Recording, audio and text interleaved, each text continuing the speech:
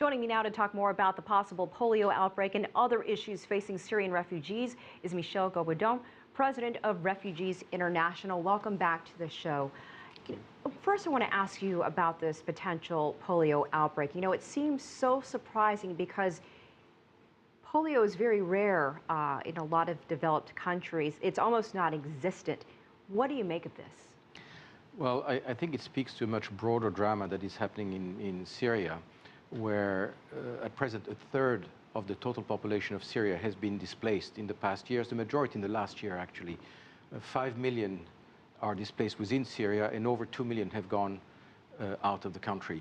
And these people try to survive in difficult conditions, in overcrowded environment, with poor access to clean water, reduced nutritional ration.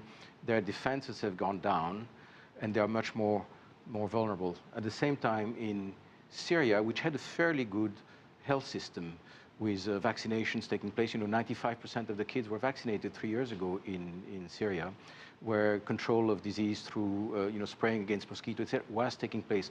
All these systems have broken down over the past years. And health facilities have been destroyed. There is no more capacity to make medicines, and distribution systems in the country are broken because of the very fractious divisions between the different actors fighting. So we have a huge population that is at tremendously heightened risk. And polio is the most dramatic event because it's a terrible disease that either kills or leaves you maimed for life. And there's no cure. And there is no cure. The only thing was prevention through vaccination. And the people focus on polio because the World Health Organization had a program to eradicate polio that was progressing very well.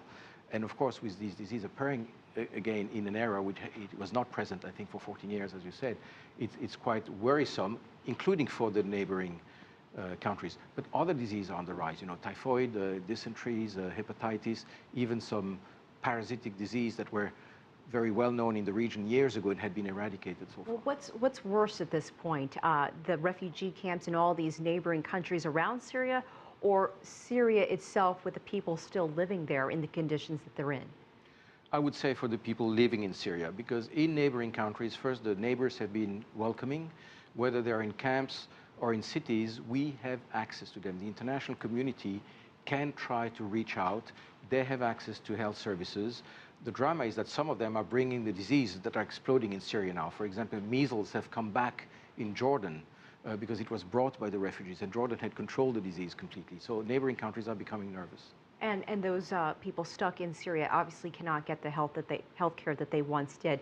What about some of the other diseases that you mentioned? Are they entering a critical time with winter approaching? We saw some of the stories there, refugees worried about the cold weather, that sort of thing. Are you entering a critical time with them?